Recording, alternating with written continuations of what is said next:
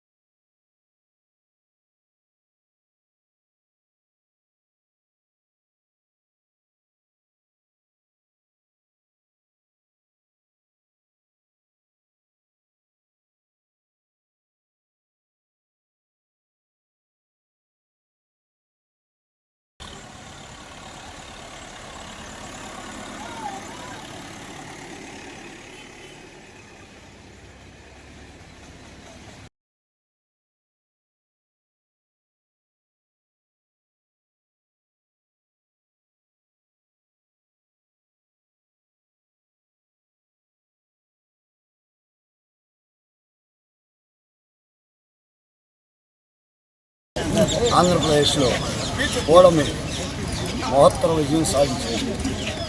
ఈ కార్యక్రమంలో మన రాష్ట్రంలో అందరూ భాగస్వాములై పాల్గొంచుకున్నందుకు మా హృదయపూర్వక ధన్యవాదాలు. అలాగే ఈరోజు మన తెనాలి నియోజకవర్గం ఎంతో పుణ్యం చేసుకుంది. ఒక పౌరసాల శాఖ గౌరీలు మనోహర్ గారు కానీ, అలాగే ఎన్ఆర్ఐ బ్రహ్మసాని చంద్రశేఖర్ గారికి, సెంట్రల్ మినిస్టర్ కానీ, ఇంత విజయానికి మేమందరం కష్టపడి పనిచేయడానికి తొలినాంది ఆలపాటి రాజా గారికి కానీ, మా మున్నంగి గ్రామం తరఫున హృదయపూర్వక ధన్యవాదాలు. రాక్షస పాలన అంతమై చల్లని రాములు లాంటి మన చంద్రన్న పాలన వచ్చింది కాబట్టి మేము ఈ కార్యక్రమాన్ని విజయోత్సవం చేసిన కార్యకర్తలు అందరి తరఫున గుణదల మేరీమాత వారికి వెళ్ళి మేము అనుకున్న మొక్కు తీర్చుకున్నాం. నారా చంద్రబాబు నాయుడు గారు అసెంబ్లీ సాక్షిగా తను చేసిన శపథాన్ని నిరూపించుకుని నేను మరలా అసెంబ్లీలో అడుగు పెడితే ముఖ్యమంత్రిగా మాత్రం అడుగు పెడతానని ఆయన చేసిన శపథాన్ని నిరూపించుకుని ఈరోజు ముఖ్యమంత్రి తన అసెంబ్లీ అడుగు పెట్టడం మన రాష్ట్రానికి ఎంతో సంతోషకరమైన సంగతి. అలాగే ఇటువంటి రాక్షస పాలన అంతమంది బాబు గారి పాలన రావడం మాకెంతో సంతోషం. దానికోసం ఎంతోమంది ఇక్కడ కొల్లిపర మండలం మున్నంగి గ్రామంలో కనబడి రవి గారు లాంటి వాళ్ళే కాదు, ఎంతోమంది రాష్ట్ర వ్యాప్తంగా ఎంతో మొక్కుబడులు చెల్లించి ఉన్నారు. ఇప్పటి వరకు సర్వమత ప్రార్థనలు చేసి ఉన్నారు. క్రైస్తవులే కాదు, ముస్లిమ్స్, హిందువులు కానివ్వండి, అన్ని రకాల ఎంతోమంది రాక్షస పాలన అంతమందాలని ప్రార్థనలు చేసి విసిగి వేసారిపోయి ఈరోజు వాళ్ళ మొక్కుబడులు తీసుకోవడానికి ఇది ఒక మంచి శుభ సందర్భంగా మనం భావిస్తున్నాం.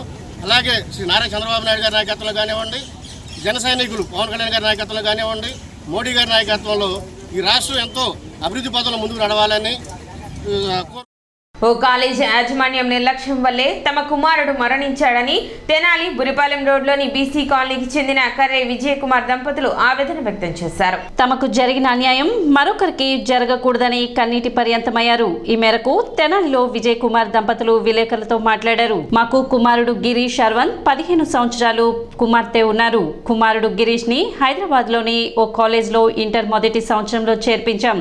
ఈ నెల 12వ తేదీన కాలేజ్ హాస్టల్లో చేరిన గిరీష్ ఫోన్ చేసి తనకు అక్కడ బాగోలేదని ఇంటికి వచ్చేస్తానని చెబుతున్నాడు. మేం అరవంత్కు సర్ది చెబుతూ వచ్చాం.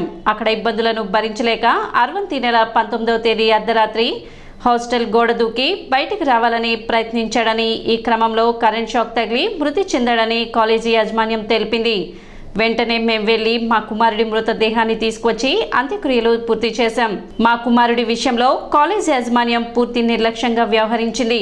అంతమంది చదువుతున్న కాలేజ్ హాస్టల్ నుంచి మా బిడ్డ బయటకు వెళ్లే ప్రయత్నం చేస్తే యాజమాన్యం ఏం చేస్తుంది? మాకు జరిగిన అన్యాయం మరొకరికి జరగకూడదని విజయ్ కుమార్ దంపతులు కన్నీటి పర్యంతమయ్యారు. అని ఉద్దేశంతో నేను నాన్న అలా కాదు నాన్న, కొంచెం అలవాటు చేసుకో, కొత్త కదా నీకు అని చెప్పానండి. ఫస్ట్ 5వ ఫ్లోర్లో ఉన్నానండి. 5వ ఫ్లోర్, 4వ ఫ్లోర్, 3వ ఫ్లోర్, 2వ ఫ్లోర్, 1వ ఫ్లోర్, మళ్ళీ కాంపౌండ్ వాళ్ళు ఇంత దాటి వాడు గోడ దూకేదాకా ఏం చేస్తున్నారు మేనేజ్మెంట్, అవన్నీ ఉన్నాయి. వాడు ఏదైనా భయపడుతున్నాడేమో, వాడు ఏమైనా భయపడుతున్నాడేమో, ఎవరైనా అడిగితే ఎవరన్నా ఏమి పిల్లలు ఏం చేసుకోరు. ఇక ఆ రోజు ఫోన్ పెట్టేశానండి. ఇక తీసుకొచ్చేద్దామని డిసైడ్ అయ్యి బయలుదేరాను. కానీ సడన్గా ఫోన్ వచ్చింది, వేరే పని మీద వెళ్ళొచ్చు. సరే అమ్మకి నాన్నగారిని కొంచెం హాస్పిటల్ తీసుకెళ్ళాలని నేను ఛత్తీస్గఢ్ వెళ్ళాను. ఛత్తీస్గఢ్ వెళ్ళి రిటర్న్ వస్తూ ఉంటే నాకు తెల్లవారుజామునే ఛత్తీస్గఢ్ వెళ్తున్నాం దారిలో ఫోన్ చేసి, ఇప్పుడు నీ కొడుకు ఫోన్ చేశాడా అని అడిగానండి. చేయలేదనండి. వెంటనే నేను వార్డెన్లో ఆ రూమ్ ఆ ఫ్లోర్ వార్డెన్కి ఫోన్ చేసి, బాబు మా అబ్బాయి ఎక్కడ ఉన్నాడు చూడు, ఫోన్ చేయలేదు ఇవాళ, నాకు వాడు ఫోన్ చేయకపోతే మళ్ళీ డౌట్గా ఉంది ఏంటో అంటే, సార్ చూస్తాను సార్ అన్నాడు. 10 అయిన తర్వాత నేను ఈలోపు జర్నీలో ఉన్నాను కదా, తనకు అనుకుంటుంది కదా చేస్తాడులే, రోజు చేస్తాను అన్నాడు. ఫోన్ చేయబోయేటప్పటికి తన్ని నేను కనుక్కొని ఆ అబ్బాయిని వాచ్ చేస్తూ ఉండమని చెప్పాను. సరే ఆ తర్వాత నేను పెద్దగా పట్టించుకోలేదు. 10 గంటలకు కాలేజీ నుంచి ఫోన్ వచ్చిందండి, తనకు వచ్చింది. నేను అక్కడి నుంచి నేను లేను. 10ంటికి ఫోన్ చేస్తే మీ ఏం చెప్పాడు చెప్పు. బాబు కాలేజీకి అటెండ్ అవ్వలేదు మేడం ఈరోజు అన్నారు. కాలేజీకి అటెండ్ అవ్వకపోవడం ఏంటి సార్, అక్కడే ఉన్నాడు బాబు అన్నాను. నన్ను అడిగారు ఏమ్మా ఎటువంటి రెస్పాన్స్ ఉందంటే ఏమీ లేదని చెప్పాను. బయటకు వచ్చి మేము నుంచుంటే పిల్లలతో మాట్లాడితే కూడా బయటకు వచ్చాము ఫోన్ మాట్లాడితే, పిల్లలతో ఎక్కడ డిస్టర్బెన్స్ అయిద్దని మళ్ళీ లోపలికి పిలిపించి మమ్మల్ని, మీరు పిల్లల్ని ఏం అడగద్దు, డిస్టర్బెన్స్ చేయొద్దు పిల్లల్ని అన్నారు. ఫ్లోర్కి వెళ్ళాము. 5th ఫ్లోర్ బాబు ఉన్న బ్లాక్కి వెళ్తే కూడా ఎదగడానికి ఈయనకి ఇంటిమేషన్ చేసి ఆయన ఫ్రెండ్ వచ్చేలోపు వెళ్తే 1-2 ఫ్లోర్లు ఎతికేటప్పటికే వచ్చేసి వార్డెన్ వాళ్ళు, ఆ సిక్ రూమ్ దగ్గర ఈ ప్రిన్సిపాల్ వీళ్ళందరూ కూడా ఏంటి, మేము ఎతికేసాము ఆల్రెడీ, మేము మొత్తం వేసాం కాదండి, ఇన్ని బిల్డింగ్లు ఇన్ని రూమ్లు ఉన్నాయి, నా కొడుకు ఎక్కడికి వెళ్ళడు, వాడికి భయము, ఎక్కడో ఎన్నో బాత్రూమ్లు ఉన్నాయి కదా, ఏదో బాత్రూంలో ఉండొచ్చు, మంచం కింద ఎక్కడైనా దాక్కున్నాడేమో ఈ రూమ్ నుంచి ఆ రూమ్కి, నన్ను పిలిపించడం కోసమే. నన్ను మా అమ్మ తీసుకెళ్ళట్లేదు, మా నాన్న తీసుకెళ్ళట్లేదు, నేను ఇలా దాక్కుంటేనైనా నన్ను తీసుకెళ్తారేమో, నా కొడుకు ఇక్కడే ఉంటాడు, నా కొడుకు ఇక్కడే ఉన్నాడు, నేను గట్టిగా చెప్తాను, నా మనస్సాక్షి చెప్తుంది, నా కొడుకు ఇక్కడే ఉన్నాడు, నాకు తెలుస్తుంది అని చెప్తానే ఉన్నా వాళ్ళతో. లేదు మేడం, ముందు మీరైతే రిలేటివ్స్కి ఫోన్ చేయండి, ఎందుకు మీ ఫ్రెండ్స్కి ఫోన్ చేయండి, రాత్రి తెల్లారుజామున వెళ్ళుంటే మీది ఏ ఊరు అన్నారు. బాపట్ల తెనాలండి, వాడు వెళ్ళాలంటే 6-7 గంటలు, ఎలా వెళ్ళగలడంటే ఏమో మేడం రోడ్డు మీదకి వెళ్ళి ఏదైనా వెహికల్ ఎక్కి వెళ్ళిపోయి ఉంటాడేమో, ఫోన్ చేయండి. పోలీసులు వచ్చారు, 2 వచ్చి వాళ్ళు అడుగుతున్నా కూడా ఇట్లా వచ్చిన మా ఈయన ఫ్రెండ్ ఉన్నారు ఇస్మాయిల్ గారు, ఆయన నేను గట్టిగా అడిగామన్నమాట. అసలు ఆ 5వ ఫ్లోర్ పని చేయకపోతే 1st ఫ్లోర్దైనా బాబు దిగింది కనిపించింది కదా, 1st ఫ్లోర్దైనా చూపించండి, బాబు అసలు దిగింది, బాబు అసలు ఏ డ్రెస్లో ఉన్నాడు, ఏ టైంకి దిగాడు, అది చూపించండి అని గట్టిగా అడిగితే ఆ పోలీసులు అప్పుడు మాట్లాడారు వాళ్ళతో. సరే ఏంటి సార్ వాళ్ళు ఏం అడుగుతున్నారో, బాబు అసలు దిగింది చూపించమంటున్నారు, బయట ఎంక్వైరీ, బయట రోడ్డు మీద కెమెరాలు అయింది తర్వాత ఎదుగుతాం, వాళ్ళు ముందు చూపించండి అని అడిగారు. అసలు సరే అప్పుడు ఆన్ అయింది, అప్పుడు ఆన్ అయింది ఆనైంది చూద్దాం మేడం చూద్దాం, పోలీసులు తీసుకెళ్తారండి. అంతలోకి వాళ్ళు కూడా అన్నారు, మేడం మీరు ముందు కంప్లైంట్ ఇవ్వండి, పిఎస్కి వచ్చేసి ఇది మూవ్ ఆన్ అవుతారు, మా వల్ల కూడా కాదు ఇది ఏదో అని చెప్పి వాళ్ళు మాకు మా ఫ్రెండ్కి వాళ్ళు ఇచ్చారండి, సజెషన్ ఇచ్చారు. వెళ్ళిపోమంటే మేము పోలీస్తో వస్తున్నాం రండి అన్న అంటే, పోలీస్ కూడా నేనున్నాక భయం ఏంటండి మేడం, పదండి వెళ్దాం ఒకసారి చూద్దాం అంటే వాళ్ళు సరే. తీరా 152కి నైట్ 19th నైట్ 152 అంటే తెల్లారితే 20 నా కొడుకు స్టెప్స్ దిగుతూ కనిపించాడు, అది ఫుటేజ్ దొరికింది. ఒక 1 అవర్కి 155కి లాస్ట్ స్టెప్ అనమాట. ఇంకా అది 1st ఫ్లోర్ అయిపోయి మెస్, ఇక కింద మెస్ ఉంటుంది, ఆ మెస్ గేటు వాళ్ళు వేస్తామని చెప్పారు. మేము అడిగితే లాక్ ఉంటుంది, నైట్ టైము సేఫ్టీగా ఉంటుంది, ప్రతి ఒక్కరు గమనిస్తారని చెప్పారు. లాక్ లేదు ఏం లేదు, బాబు తలుపు తీశాడు. మీరు వీడియోస్ కావాలన్నా మా దగ్గర ఫోటో తీసి ఉండిస్తాను. కమ్మగా అది తలుపు తీయడానికి ఉంది, బాబు దిగాడు, అక్కడ దాకా వెళ్ళిందే ఇదే ఇంతవరకే ఉంది. ఇప్పుడు వరకు మాకు బాబు బయటికి వెళ్ళిన ఫుటేజ్ ఇంతవరకు రాలేదు. ముఖ్యమంత్రి చంద్రబాబు అధ్యక్షతన వెలగపూడి సచివాలయంలో మొదటి మంత్రివర్గ సమావేశం జరిగింది. డిప్యూటీ సీఎం పవన్ కళ్యాణ్తో పాటు ఇతర మంత్రులు ఈ సమావేశంలో పాల్గొన్నారు. మెగా డిఎస్సీతో పాటు సామాజిక పింఛన్ల పంపిణీ, ఇతర ప్రధాన అంశాలపై చర్చించి కీలక నిర్ణయాలు తీసుకున్నారు. సీఎంగా చంద్రబాబు బాధ్యతలు తీసుకున్నప్పుడు చేసిన 5 సంతకాలకు మంత్రివర్గం ఆమోదం తెలిపింది.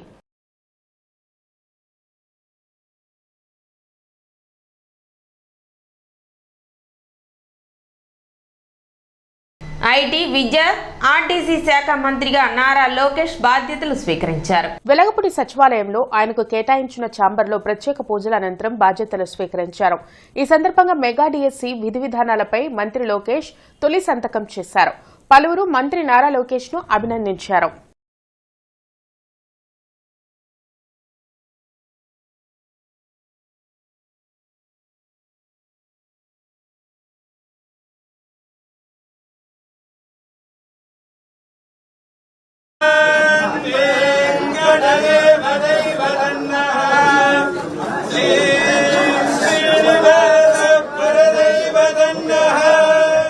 రాష్ట్ర ఎక్సైజ్ గనుల శాఖ మంత్రిగా కొల్లు రవీంద్ర బాధ్యతలు చేపట్టారు. వెలగపూడి సచివాలయంలో ఆయన తన ఛాంబర్లో ప్రత్యేక పూజలు నిర్వహించిన అనంతరం బాధ్యతలు స్వీకరించారు.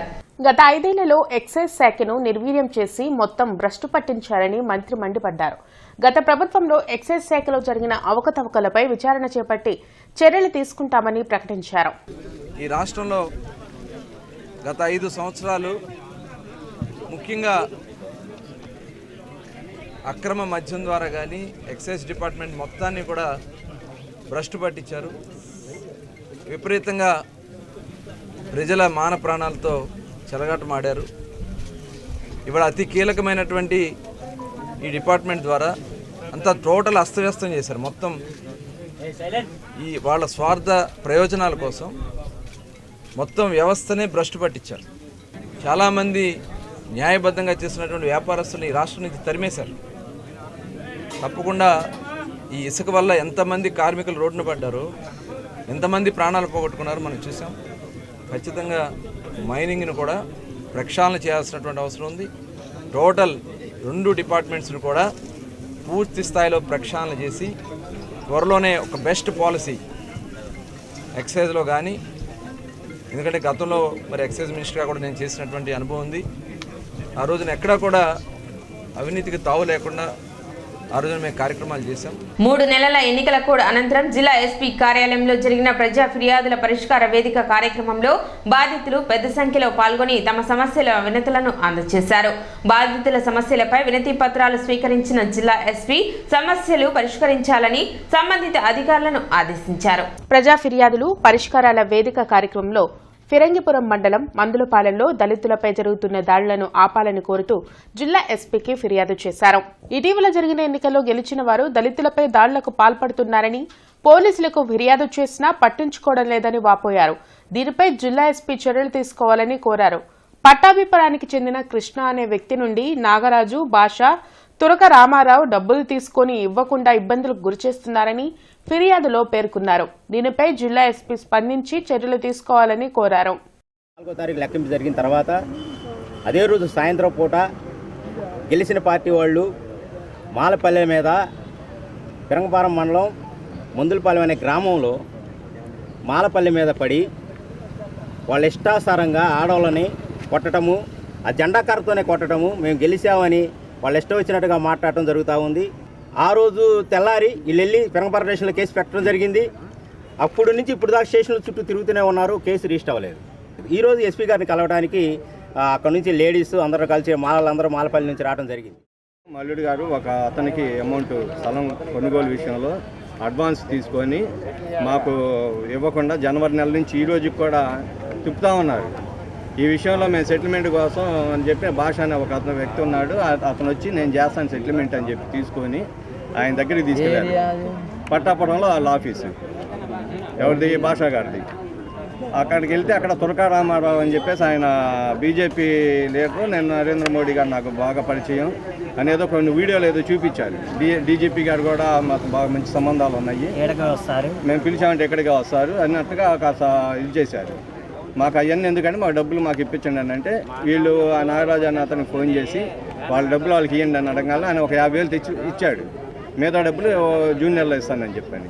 ఆ 50,000లో ఈ తురకా రామారావు అను భాష వీళ్ళిద్దరూ 10,000 కమిషన్ చొప్పున తీసుకున్నారు. సిటీ న్యూస్ ముఖ్యాంశాలు మరోసారి.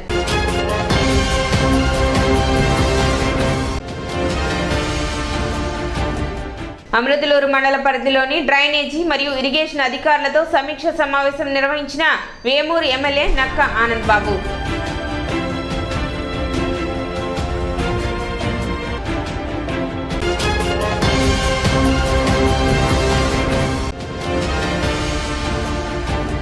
సబ్ కలెక్టర్ కార్యాలయంలో నిర్వహించిన గ్రీవెన్స్ కు 7 అర్జీలు వచ్చినట్లు వెల్లడించిన సబ్ కలెక్టర్ ప్రకాష్ జైన్.